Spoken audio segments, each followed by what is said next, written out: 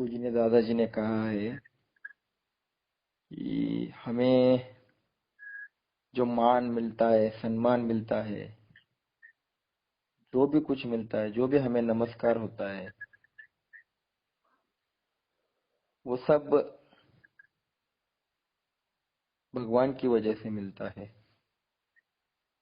जब तक वह अंदर है, तब तक आपको राम राम है, और जब वो निकल जाएगा, तब राम नाम सत्य है। इसलिए उसकी वजह से मैं हूँ। मेरा अस्तित्व भगवान की वजह से है। ये कभी नहीं भूलना चाहिए। आज हम दादाजी का काम करते हैं, भगवान का काम करते हैं, गांव गांव जाते हैं, घर घर में जाते हैं। लोग बहुत मान सम्मान भी देते हैं कि क्या रे, आप लोग इतने दूर आते हो, 100 किलोमीटर दूर आते हो, बैठते हो, बातें करते हो, चले जाते हो, कुछ भी नहीं लेते। उनको बहुत अच्छा लगता है कि क्या बात है, स्वार्थ के सिवा आदमी घर से बाहर निकलता नहीं है, बिना स्वार्थ कुछ भी नहीं सोचता है। और आप लोग इतना दूर दूर आते हो, उनको बहुत आश्चर्य लगता है। ऐसे भी लोग दुनिया में हैं जो केवल इतना ही समझाने के लिए आते हैं, 100 किलोमीटर, इतना ही समझाने के लिए आते हैं कि बस सवेरे उठने के बाद भगवान को याद करो, खाने से पहले याद करो, सोने से पहले याद करो। उनको बहुत आश्चर्य लगता है। और ये सच है। दादाजी कहते हैं, त्रिकाल संध्या घर घर ले जाओ। एक बार त्रिकाल संध्या समझ में आ गई, बस वो प्रभु कार्य में जुड़ जाएगा। उसको अपने आप समझ में आएगा कि अरे हाँ, मेरा जीवन भगवान चला रहा है, मुझे भगवान का काम करना है। तो ऐसे कुछ साल पहले, एक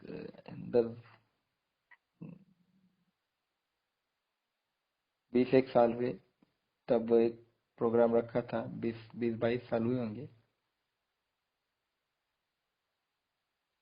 तब बम्बई में एक प्रोग्राम हुआ था। तो दादाजी ने कहा था कि बम्बई नगरी जो है ना, वो सबसे व्यस्त है। वहाँ आपको सब कुछ मिलेगा, पर आपको किसी का भी समय नहीं मिलेगा। सब है, वो माया नगरी कहते हैं उसको। जो गया वो अटक गया, वो बाहर नहीं निकलता। इस माया नगरी में आपको सब मिलेगा, पैसा चाहे जितना मिल सकता है, पर समय किसी के पास है ही नहीं। तो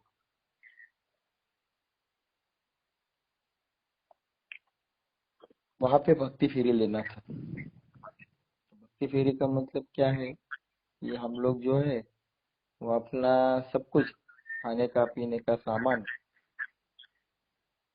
रहने का सामान, ये सब कुछ हम बांध कर उस गांव में जाते हैं और वहां रहते हैं। फिर 3 दिन की होती है, 6 दिन की होती है, या 10 दिन की वो भक्ति फेरी होती है। वही कहीं हमें घर मिल जाता है किसी का वहां रहने का। पहले तो हम जो जाते थे 25 साल पहले, तो हमें कुछ नहीं मिलता था। फिर हम मंदिरों में या स्कूलों में रहते थे। कुछ लोगों को तो शमशान में रहने की भी बारी आई है, फिर भी वो भगवान का काम करने के लिए पीछे नहीं हटे। बम्बई में भाव फेरी करना ये आसान बात नहीं है, क्योंकि बम्बई में सब मिलेगा पर समय नहीं मिलेगा, और भाव फेरी में समय चाहिए। फिर भी दादाजी के लोग पीछे कभी हटते नहीं। मुंबई में भक्ति फेरी लेना था। 2 3 दिन की भक्ति फेरी थी। तो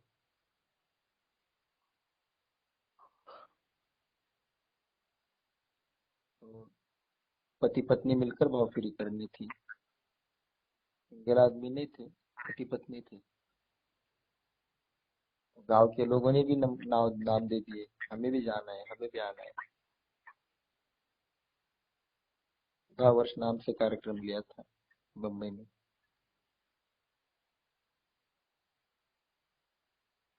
तो मुंबई में जो जो स्वाध्यायी लोग थे या जिनको जगह नहीं, वैसे उनको एक बड़े बड़े हॉल में तो दो चार चार पांच पांच ग्रुप से जगह दे दी थी। पति पत्नी थे, वो एकदम गांव के खेड़ूत थे।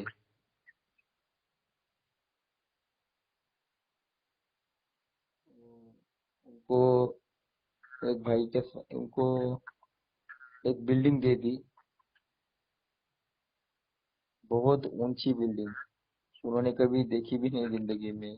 खेड़ मतलब गांव में रहने वाले एकदम शहर में आई, इतनी बड़ी बिल्डिंग देखिए।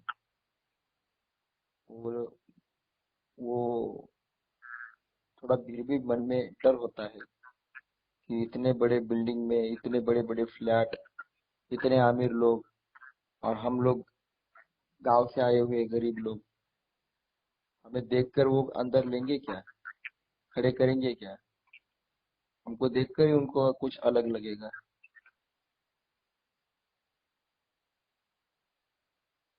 पर उन्होंने कहा था मन में कि हम दादाजी को लेकर जा रहे हैं, अब दादाजी आगे देख लेंगे, हम क्यों चिंता करें, काम भगवान का है,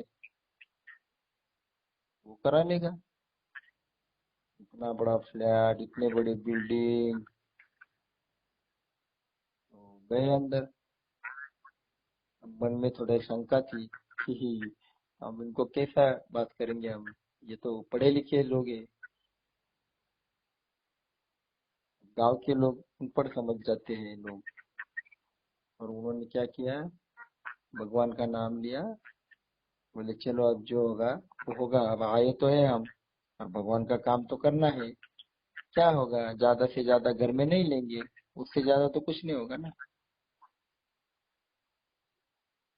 और ऐसा सोचकर वो चले।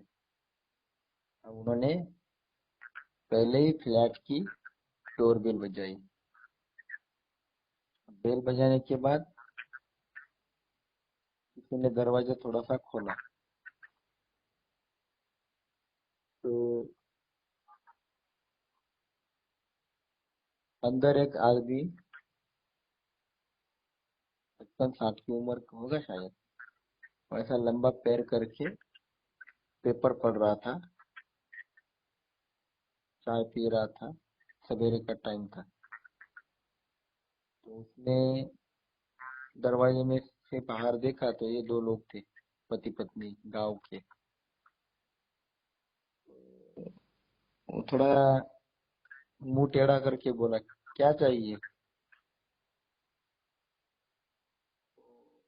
उसको अच्छा नहीं लगा था कि ये कौन लोग आ गए सवेरे सवेरे, मैं शांति से पेपर पढ़ रहा हूँ, कौन डिस्टर्ब करने आए? तो वो थोड़ा सा टेढ़ा मुंह किया उसने, उसको अच्छा नहीं लगा। थोड़ा सा गुस्सा भी दिखाई दिया चेहरे पे। वो उन्होंने उनको पहले ही घर में थोड़ा सा ऐसा अनुभव आया कि अरे ये तो पहले ही घर में आदमी टेढ़ा निकला। पर क्या करें अब, बोलना तो है ही। तो दरवाजे के बाहर, क्योंकि ये लोग अंदर नहीं आने देते किसी को, बाहर से ही वो हाथ जोड़कर बोले, जय योगेश्वर, हम स्वाध्यायी है, आपसे मिलने आए हैं। उसी क्षण ये बात सुनकर उस आदमी ने पेपर बाजू रखा, चाय बाजू रखी, तुरंत खड़ा हो गया और दरवाजे तक आ गया और उनको बोला, अरे आइए आइए आइए आइए, अंदर आइए, अंदर आइए। अरे आप तो पूजनीय पांडुरंग शास्त्री आठवले दादाजी के आदमी हो, वो तो आप तो भगवान के लोग हो। मैं तो धन्य हो गया कि आप लोग मेरे घर पर आ गए। आइए आइए, बैठिए बैठिए बैठिए। उनको इतना आश्चर्य लगा कि जो आदमी टेढ़ा मुंह करके बात कर रहा था कि क्या चाहिए, उसको अच्छा नहीं लग रहा था। वो आदमी दादाजी का नाम सुनकर, स्वाध्यायी नाम सुनकर तुरंत खड़ा हो गया और अंदर बुला लिया और इतनी प्यार से बातें की। उसको इतना अच्छा लगा कि स्वाध्यायी आए, मेरे घर भगवान के लोग आए हैं। उसने ये नहीं देखा कि ये अनपढ़ है, ये गांव वाले हैं या ऐसे वैसे। उसने क्या सुना, स्वाध्याय आए हैं, दादाजी के आदमी। अरे ये तो भगवान के आदमी हैं। उसको इतना मजा आया और वो दो लोगों को तो इतना आंख में पानी आ गया कि बोले दादाजी ये तो आप ही करा लेते हो। हमें तो लगा था कि हमें कोई पूछेगा तक नहीं हमको देखकर, पर आपने तो हमारा सम्मान बढ़ा दिया, इतना प्यार दिया। बहुत खुश हो गए। ये किसकी शक्ति है? दरवाजा खुलने के बाद इनको देखकर क्या प्रतिक्रिया आई थी कि अंदर भी नहीं ले रहा था, पर वही दादाजी का नाम लेने के बाद तुरंत अंदर ले लिया। तो सम्मान किसकी वजह से मिला? मान किसकी वजह से मिला? हमारा क्या कर्तृत्व था? कुछ भी नहीं। ये तो दादाजी का कर्तृत्व था। दादाजी को बम्बई में कौन नहीं जानता है। तब उनको दिमाग में आ गया कि सही है, दादाजी जो कहानी समझाते हैं ना, वो उनको याद आ गई कि मान हमारा नहीं, सम्मान हमारा नहीं, ये तो दादाजी का है। तो दादाजी की वजह से हमें सब जगह पे, तो उनको कहीं भी प्रॉब्लम नहीं आया बिल्डिंग में। क्यों? क्योंकि दादाजी को जब साथ लेके जाते हो ना, कहीं प्रॉब्लम नहीं आते। इसीलिए मान हमारा नहीं, सम्मान हमारा नहीं। दादाजी वो कहानी समझाते ना, वो जो ईरान में एक प्रथा है, गधे के ऊपर मूर्ति को रखा जाता है भगवान की, और ढोल बजाते पीटते नाचते वो गधे के ऊपर से मूर्ति को गांव में घुमाकर मंदिर में ले जाते हैं और वहां प्राण प्रतिष्ठा करते हैं। तो गधे के ऊपर मूर्ति रखी, हार डाल दिए, गुलाल, सब कुछ लाल लाल, ये सब ढोल बजाते वो नाचते लोग जा रहे थे। और दुतरफा रास्ते में दुतरफा लोग खड़े थे और लोग नमस्कार करते थे। अब नमस्कार कर रहे थे मूर्ति को, गधे को लग रहा था मेरे को। अरे वाह, आज लोगों को पता चला मेरे अंदर कितनी शक्ति है, मेरे को नमस्कार कर रहे हैं। तो वो तो ऐसा अहंकार में चल रहा था। मंदिर आ गया, मूर्ति उठाई गई, अंदर ले गए, फिर भी गधा बाहर खड़ा। गधे का मालक आया, ये क्या यार रास्ते में खड़ा है, डिस्टर्ब कर रहा है, ये गया क्यों नहीं? उसने ऐसा चाबुक निकाला, ऐसा फटका मारा जोर से कि गधा गपचुप अपने अपने घर पे वापस भाग गया। तो जब तक गधे के ऊपर मूर्ति थी, लोग नमस्कार कर रहे थे। गधे के ऊपर की मूर्ति निकाली गई, गधे को चाबुक का फटका पड़ गया। बस ऐसा ही हमारे साथ होता है। जब तक राम अंदर है तब तक नमस्कार करेंगे कि हाँ, अरे आप बहुत अच्छे हो, आप तो बहुत टैलेंटेड हो, आप बहुत ही काम करते हो, आपको मेरा नमस्कार है। अरे भाई, नमस्कार तब तक है जब तक राम अंदर है।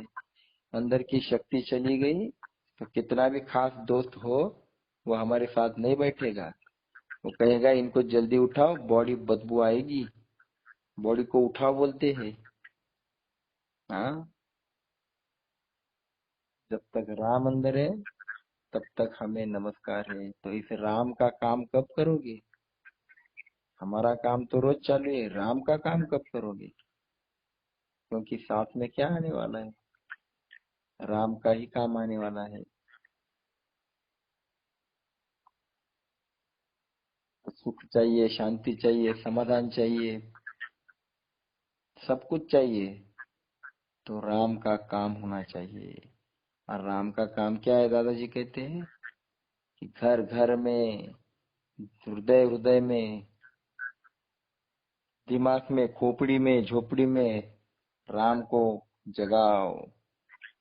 लोगों को समझाओ कि तेरे तुझे उठाने वाला राम है, सुलाने वाला राम है। खाना पचाने वाला राम है। इस राम के विचारों को घर घर ले जाओ। राम का मतलब उत्साह, प्रेम, स्फूर्ति, शक्ति, आत्मीयता, ये भाव, ये राम का मतलब है। राम लोगों के अंदर जगाना है, राम का काम करना है। हम कहते हैं ना, दादाजी का भावगीत है ये कि राम जी के नाम से भी प्यारा उनका काम है। प्रभु राम ने मानव को खड़ा किया है पूरी दुनिया में। प्रभु रामचंद्र जी ने वेद उपनिषदों के विचार दिए हैं, मानव को मानव से जोड़ा है, इसलिए वो दिल में जगह प्राप्त की है। इसलिए आज भी राम कहते हैं तो अंदर भाव जागृत होता है, प्रेम जागृत होता है। ये काम हमें घर घर जे जाना है, हमें करना है। मैंने कहा कल भी आपको कि आप कम से कम बच्चों को तो ये बातें बताओ। अरे कम से कम अगली पीढ़ी तो खड़ी हो जाएगी,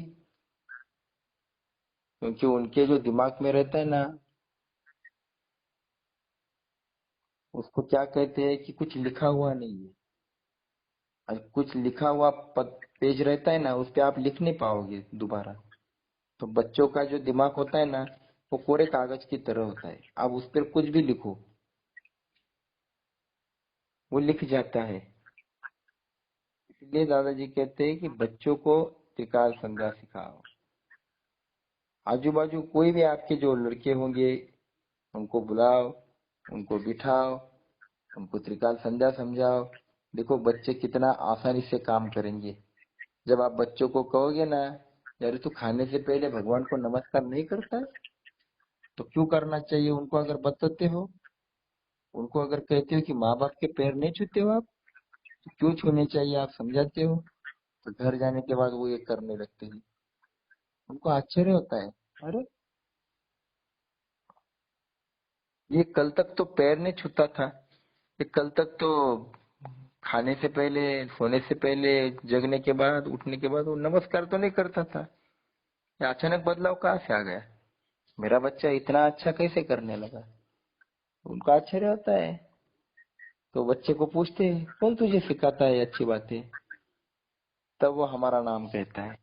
तब हमें उस घर में जाने के लिए मौका मिल जाता है। तो बच्चों के बहाने हम घर पे जाते हैं, फिर घर वालों से बात करते हैं। फिर घर वालों को भी मजा आता है कि अरे आप तो बात सही कहते हो, ये तो हमने करना ही नहीं, हमने तो आज तक किया ही नहीं, तो करना चाहिए। तो उनके अंदर भी बदलाव आने लगता है। बच्चों को कम मत समझो, बच्चे के अंदर इतनी शक्ति है कि पूरे घर को बदल देता है। ये क्रांति है। इसलिए आपके आजू बाजू के बच्चों को आप त्रिकाल संध्या समझाओ, आपका काम आसान हो जाएगा, आप घर घर तक पहुंच जाओगे। दादाजी बम्बई में जब जाते थे ना, भाव फेरी में शुरुआत की, तो वो जो मच्छीमार लोग हैं, उनके शरीर की बदबू 8-8 दिन जाती नहीं थी। ऐसे लोगों में कोई जाता नहीं था, इतना बदबू आता है।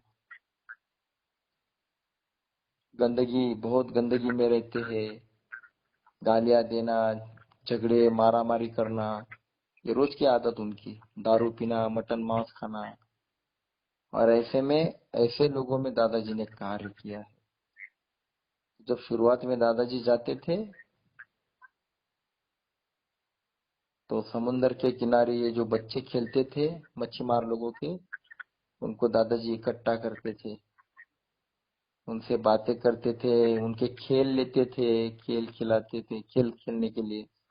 और उनको त्रिकाल संध्या, हंसी मजाक में त्रिकाल संध्या समझाते थे। तो बच्चों को इतना मजा आता था। जो बच्चे गालियां देते थे, क्योंकि घर में ही गालियां रहती है, तो बच्चे गालियां ही सीखेंगे। श्लोक तो उन्होंने कभी जिंदगी में ही नहीं सीखे थे, पर रोज जा जाकर दादाजी ने उनको श्लोक सिखाए, संस्कृत श्लोक। और जब ये बच्चे घर जाकर माँ बाप के पैर छूने लगे, संस्कृत श्लोक कहने लगे त्रिकाल संध्या के, उनको आश्चर्य होने लगा कि कल तक हमारे बच्चे गालियां देते थे, आज इनके मुंह से श्लोक कैसे आ रहे। हमने कभी जिंदगी में अपने माँ बाप के पैर को नहीं छुआ, ये हमारे बच्चे हमारे पैर छूने लगे। इनके अंदर ये अच्छे संस्कार कौन दे रहा है? तो लोग पूछने लगे, मच्छीमार लोगों, और बहुत डेंजर लोग पूछने लगे कि ये कौन सिखा रहे हैं आपको, कौन आ रहा है, कौन क्या कर रहा है? तो बच्चे कहने लगे, एक दादाजी आते हैं, दादाजी आते हैं, वो सिखाते हैं। बोले, कौन दादाजी है? हमें तो एक ही दादा मालूम है। हमारे यहाँ दादा का मतलब होता है कि एक गुंडा, जो एकदम डेंजर होता है, जो मारा मारिया करता है, उसको भाई लोग कहते हैं ना, आप क्या क्या कहते हैं पता नहीं, वैसा डेंजर गुंडा। तो वह गुंडे लोगों को दादा कहते हैं। अरे ये तो दादा है। तो बोले, हमको एक ही दादा मालूम है, जो यहाँ बस्ती में गुंडागिरी करता है। अब ये कौन दादा है जो अच्छा ही सिखाता है? तब वो लोग देखने को आ गए। तब उन्होंने देखा, ये दादाजी जो थे, ये पूजनीय दादाजी बच्चों को श्लोक सिखाते हैं, कहानियां सिखा रहे हैं।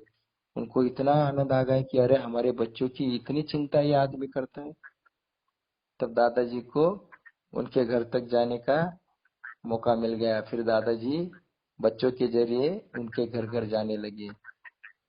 फिर वो लोगों को समझ में आ गया कि अरे हम कितना कूड़े में रहते हैं, हमारे मन में कितना कूड़ा है, हम कितनी गालियां रोज देते हैं, कितना लोगों को मूर्ख बनाते हैं। बच्चे मछली बेचते हुए बेईमानी से धंधा करते थे, वो ईमानदारी से करने लगे, संस्कृत श्लोक गाने लगे। गोवा टू ओखा सारी किनार पट्टी बदल गई, और आज सब जगह मच्छीमार लोगों में उनको दादाजी सागर पुत्र कहते हैं। तो उनके अंदर एक भाव जागृत हो गया कि अरे हम भी कोई साधारण लोग नहीं, हम वाल्मीकि व्यास के वंशज है, हम भी संस्कृति के उपासक है, संस्कृति के रक्षक है। उन्होंने भी संस्कृति का काम शुरू कर दिया। आज देखो इतने बड़े बड़े प्रोग्राम होते हैं, तब मच्छीमार लोग मतलब सागर पुत्र लोग सबसे पहले खड़े हो जाते हैं। जब 1986 में इलाहाबाद का कार्यक्रम हुआ था, तो गंगा पुत्र को मिलने सागर पुत्र आए थे। तो वहाँ 5 लाख लोगों का दादाजी ने प्रोग्राम लिया था। फोटो भेजे थे मैंने आपको, कितना बड़ा प्रोग्राम हुआ था, देखा है आपने? 1986 में हुआ है। आज तो 25 साल हो गए उस प्रोग्राम को। इतना बड़ा प्रोग्राम था। तो ये सब दादाजी ने अंदर के राम को जगाया कि ये तुझे कीमत है तो राम की वजह से। ये बात कभी भी ध्यान में रखना, किसी भी इंसान को पैसा होगा उसके पास, पर पैसे की वजह से कीमत नहीं है। पैसे की वजह से कीमत देने वाले लोग स्वार्थी होते हैं। जब तक पैसा है राम कहेंगे, राम राम कहेंगे, पैसा चला गया तो दूर भाग जाएंगे। तो हमें जो कीमत होती है वो ज्ञान की वजह से, पैसे की वजह से नहीं, वो हमारे अंदर के भगवान की वजह से होती है। तो इसी भगवान का काम हमें करना है, दादाजी का काम करना है, बच्चों को खड़ा करना है। खड़ा करना है मतलब भगवान के काम में उनको समझाना है। ये बच्चे बहुत जल्दी पूरा गांव बदल डालते हैं। उनको अगर आप कहते हैं ना, जाओ अपने सब दोस्तों को बुला के लेके आओ, वो वो जोर से भागते हुए 20-25 बच्चों को पेड़ लेकर लेकर आते हैं। आपका काम आसान हो जाएगा। इसलिए बच्चों तक त्रिकाल संध्या पहुंचाओ, सब घर में त्रिकाल संध्या पहुंच जाएगी। ऐसा काम करो। तो हमें ये बात ध्यान में रखना है कि ये काम करते समय आपको जरूर यश मिलेगा, पर यश जो है सक्सेस हो गया आप, तो ये सक्सेस दादाजी को अर्पण करना सीखो। जब भी बच्चे आपको नमस्कार करेंगे, लोग आपको नमस्कार करेंगे, तो याद रखना कि मेरे दादाजी की वजह से है, मेरे वजह से नहीं है। मुझे तो कोई पहचानता भी नहीं, किसकी वजह से नमस्कार करने लगे? तो दादाजी की वजह से। तो दादाजी को याद करो, दादाजी को नमस्कार करना, और बच्चों को और जो भी लोग मिलते हैं उनको त्रिकाल संध्या समझाना। गीता के विचार कैसे भी हो आपको आएगा, कुछ फर्क नहीं पड़ता। इसके लिए पंडित की कोई जरूरत नहीं है। अब एक बात बताओ मुझे, जब बच्चा छोटा होता है 1 साल का वो बोलना शुरू करता है तो कैसी बात करता है वो, त त त त प प त त प प ऐसा कुछ तो करता है। हमें कितना मजा आता है कि अरे हमारा बच्चा बोलने लगा। हम सब लोगों को बोलते हैं देखो बच्चा बोलने लगा, आपको कितना आनंद आता है। वही बच्चा जब आगे जाके बात करने लगता है तो हमें इतना मजा नहीं आता है। वैसे ही हम लोग जो है ना, अभी हम 1 साल के बच्चे हैं ऐसा समझो, अभी तो हम बोलना शुरू कर दिया है तो भगवान इतना भराता है दिल उसका। भगवान कहता है अरे मेरा बच्चा बोलने लगा है। भगवान को ऐसे बच्चे बहुत पसंद है। आप बोलना शुरू करो, तो आपको आता है क्या नहीं आता है क्या, ये दिमाग से हटाओ। आप भगवान को बोलो कि भगवान आप मुझसे बुलवा रहे हो, मैं नहीं बोलने वाला, मेरे मुंह से आप बोलने वाले हो। तो आप केवल शुरू करो, देखो इतना आनंद आएगा आपके दिल में कि वो कितना भी पैसा मिलेगा ना उससे नहीं आएगा, और ये काम से आपको मजा आएगा, क्योंकि ये भगवान का काम है और वो आपके द्वारा करने वाला है। आपको भगवान ने चुन लिया है, इसलिए इसलिए जब ये काम करते हो तो बहुत ही आनंद की प्राप्ति आपको होगी। तो दादाजी को याद करके दादाजी का काम शुरू करो, और ये दिमाग में रखो कि दादाजी आपकी वजह से, मैं जो भी हूँ आपकी वजह से, और मेरे घर में जो भी आ रहा है, सुख आ रहा है, समाधान आ रहा है, दादाजी केवल आपकी वजह से। बस इतने 2 शब्द कृतज्ञता से लेना, फिर देखो दादाजी क्या करते हैं, कितना कुछ देते हैं अपने आप को। तो आज ये बात हम यही पक्का कर लेंगे कि मान सम्मान भगवान तेरी वजह से है और मैं तेरा काम करूंगा। तो आज यहाँ रुक जाते हैं। जय योगेश्वर।